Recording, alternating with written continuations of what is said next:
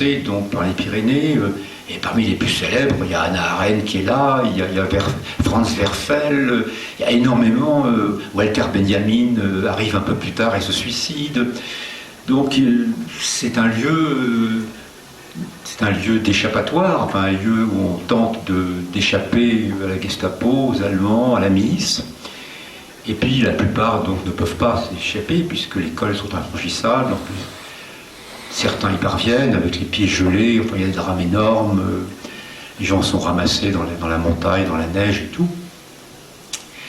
Donc mes parents, eux, se cachent à Lourdes et échappent dans des conditions comme James Bond, enfin des conditions un peu difficiles, à de nombreuses arrestations.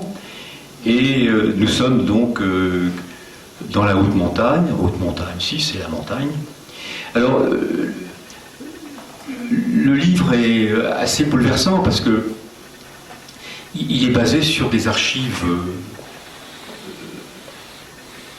récoltées, trouvées à Tarbes, aux archives départementales de Tarbes, et puis aux archives nationales à Paris, et puis également aux archives du Commissariat général aux questions juives, et puis aux archives de police à Paris, et puis aux archives de la ville de Paris. Enfin voilà, donc c'est un travail. Et la dimension assez dramatique de l'élaboration d'un tel ouvrage, c'est la manière de se voir soi-même comme objet de l'histoire.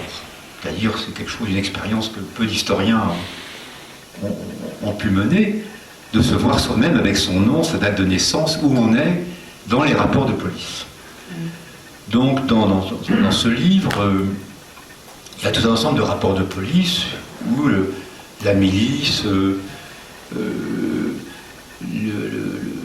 la police, le préfet, c'est signé par le préfet le gentil, qui donc cherche la famille et qui nous cherche aussi ailleurs et qui ne nous trouve pas. À chaque fois, donc il y a des documents assez émouvants de policiers qui arrivent. Le document est là, j'ai cherché à arrêter la famille Birnbaum, je ne les ai pas trouvés, mais je sais qu'ils sont là, je vais retourner, j'y arriverai. Enfin bon, c'est écrit comme ça, et donc d'un seul coup vous trouvez votre nom et votre prénom, et avec votre date de naissance, c'est bien vous. C'est pas un petit bonhomme au XVIIIe siècle, au XIVe siècle, quelqu'un en Afrique, c'est quelqu'un sur qui vous travaillez au fin fond de la Sibérie, comme un historien traditionnel, c'est vous-même. Alors c'est très très curieux comme expérience. Donc c'est un livre qui raconte cette expérience, mais qui la raconte aussi en historien, et qui, aidé aussi par Cubero, pour comprendre cette vallée, ce qui s'y passe, les maquis, les avions allemands qui survolent pour trouver les maquis. Il se trouve que je joue pendant 2 années, je connais chaque chemin, je connais chaque pierre, je connais chaque barrière. Là où il y a le maquis du Boustu, qui est le 2e ou le 3e maquis de la région. Et donc je suis là moi-même, quoi. C'est un peu étrange de se trouver au beau milieu donc d'événements qu'évidemment un enfant ne comprend pas. Et cet enfant-là, que je suis moi-même, il joue à garder les vaches, il a un chien qui s'appelle Soumise, je parle un tout petit peu la langue, je peux le guider, je peux garder les vaches, je peux monter les vaches, je peux aider au chant. Et puis néanmoins, il y a tout un aspect, non pas dramatique, parce qu'il ne faut pas exagérer, ce n'est pas le drame Vous savez qu'il y a 1 500 000 enfants juifs qui sont tués entre 40 et 44, 45, 1 400 000 enfants, entre bébés et 12 ans. 1 400 000, c'est pas 3, 4 ou 5 ou 50, hein, 1 400 000 enfants. Et donc en 45, si on regarde le nombre d'enfants survivants juifs dans toute l'Europe, comparé au nombre d'enfants avant la guerre, il reste 10%. Il reste 10% des enfants juifs de 1940 en 1945. Donc c'est vraiment pas beaucoup. C'est un drame épouvantable quand même, qui est peu comparable dans l'histoire, enfin, par sa dimension systématique de recherche, de destruction et d'annihilation de gens qui n'y sont pour rien, enfin, qui mènent une vie tranquille dans leur coin. Et donc évidemment, je fais partie de cette cible. Et le préfet Papon à Bordeaux, que vous connaissez bien, les préfets à Toulouse, le préfet dans les Hautes-Pyrénées, le gentil, qui n'est pas gentil du tout, enfin qui n'est pas très méchant, mais quand même, il n'est pas gentil du tout. On trouve ses textes, on trouve les décisions du préfet, comment il faut les arrêter. Pour vous divertir tout à l'heure, si vous voulez, je vous lirai des rapports qui se passent à Cauterets, qui se passent ici. À Bagnères de Bigorre, comment on fait pour les arrêter à Bagnères de Bigorre? On trouve ça aux archives, vous voyez. Ou à Tarbes, ou à Pau. Donc on trouve aux archives énormément de traces de ces recherches systématiques mises en œuvre par la police de Vichy, par la milice et par les Allemands. Et donc, en ce qui me concerne, en ce qui nous concerne, on a appris des noms qui sont des noms anonymes. Enfin, donc je m'appelle Pierre Biron.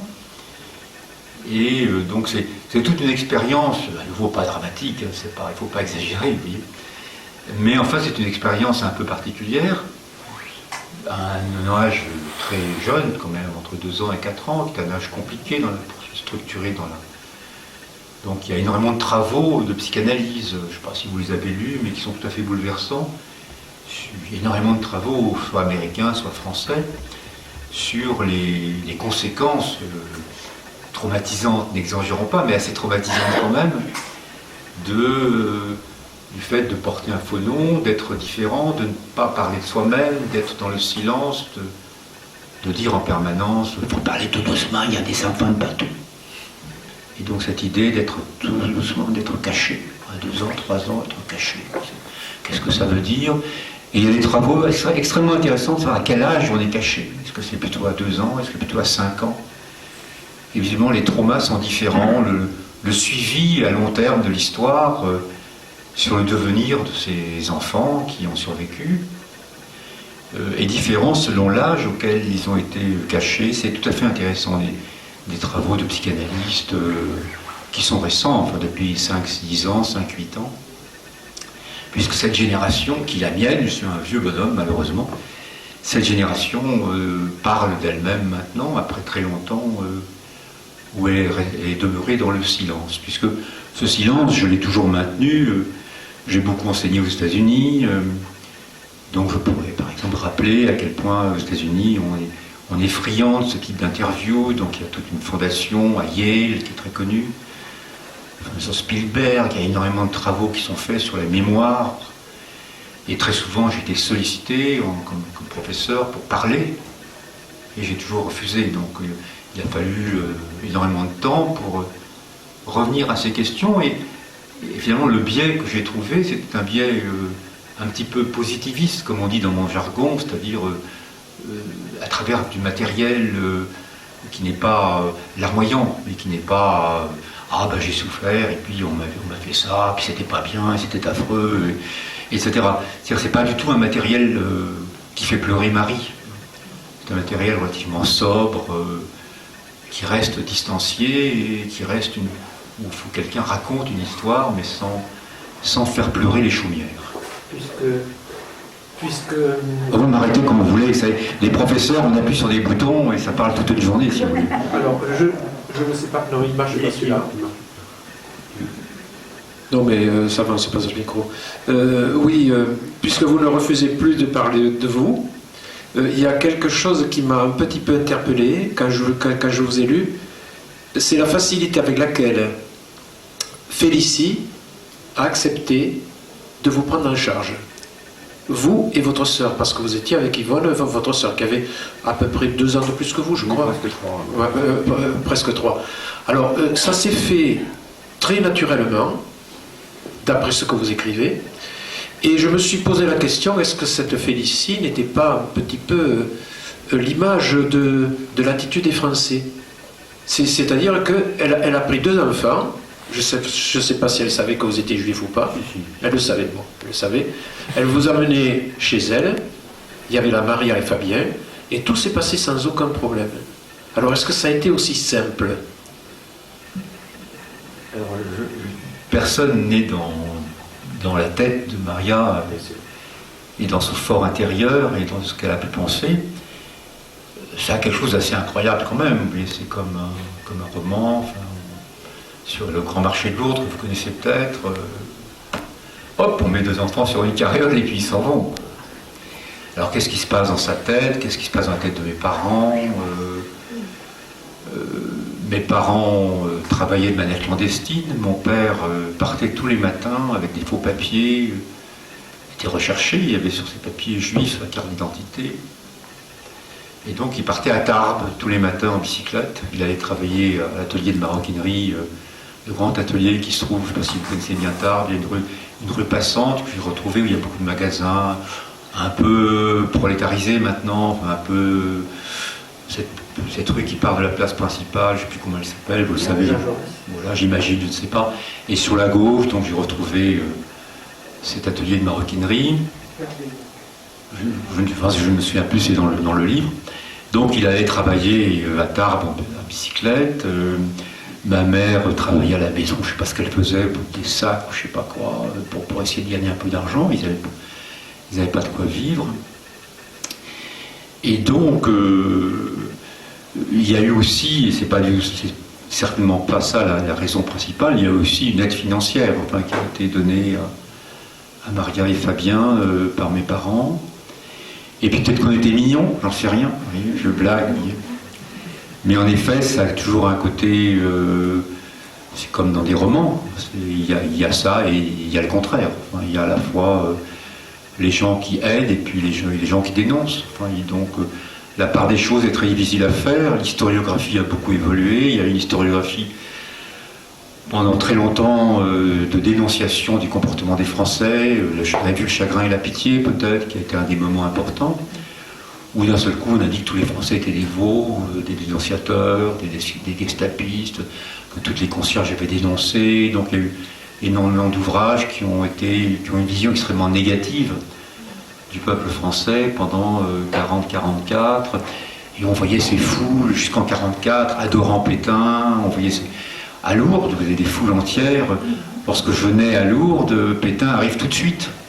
Il est là en 41, fin 40, Monseigneur Cholet, Pétain, Lourdes vous accueille, Pétain est là, il va voir Bernadette.